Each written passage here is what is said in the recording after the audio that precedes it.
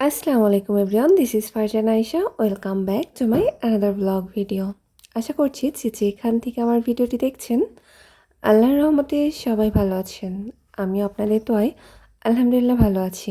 আজকে সকাল থেকে ভিডিওটা শুরু করলাম। সকালে টিপ টিপ বৃষ্টি পড়ছে আর বৃষ্টির আওয়াজটা অনেক ভালো লাগে আমার কাছে। আর আমরা তো বাঙালি, বৃষ্টি হলে খিচুড়িটাই বেশি পছন্দ করে, কিন্তু সত্যি বলতে খিচুড়ি আমার পছন্দ না, কিন্তু বাসায় সবাই খুবই পছন্দ করে। তো ভাবলাম যে সকাল সকাল সবার জন্য খিচুড়ি করা যাক। বিশেষ করে আয়াত খিচুড়ি খুবই পছন্দ করে, ওর জন্যই হচ্ছে মূলত আমি খিচুড়িটা বসাচ্ছিলাম।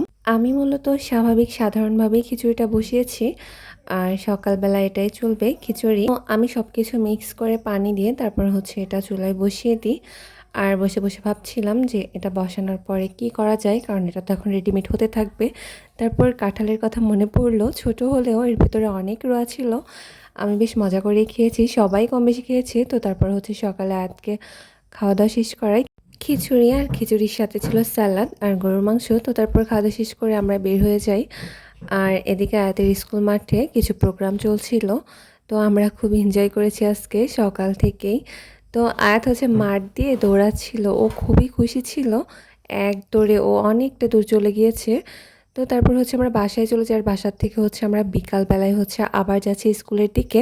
আর এসে হচ্ছে লামিয়া, আমি আর এশা ফুচকা খেতে বসে যাই। মানে মেয়েরা যেখানে থাকবে আর ফুচকা যেখানে থাকবে অবশ্যই দেখা সাক্ষাৎ হয় লাগবে। আর এই আচারগুলো না বেশ ভালো ছিল, আমি এখান থেকে অনেক আচার নিয়েছিলাম, বাসায় নিয়ে এসেছিলাম। পরে আমি চলে আসার পরে হচ্ছে এই খাবারগুলো আমার জন্য নিয়ে আসা হয়। আর এগুলো তো আমার কাছে মানে ভীষণ পছন্দের। মেয়েরা হচ্ছে ভাজা পোড়া একটু ফাস্টফুড টাইপের খাদ্য বেশি পছন্দ করে। আর সব মেয়ের কথা বলবো কিনা জানি না, কারণ সবাই তো আর এক না, সবার মুখের রুচিও এক না।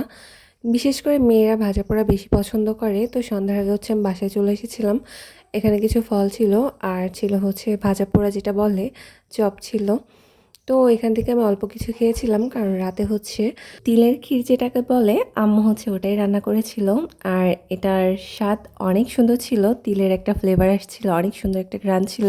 যেহেতু সারাটা দিন অনেক হাবিজাবি খাওয়া হয়েছে, এজন্য ওটার প্রতি অতটা ফিলিংস ছিল না, তবে ওটার স্বাদ অনেক ভালো ছিল। ক্ষীর যেটার নাম, খেতে তো অবশ্যই মিষ্টি হবেই।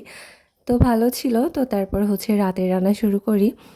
আর রাতে রান্না করতে করতে আজকে অনেকটা দেরি হয়ে গিয়েছে। আমি হচ্ছে চিংড়িগুলোকে ভুনা করছিলাম।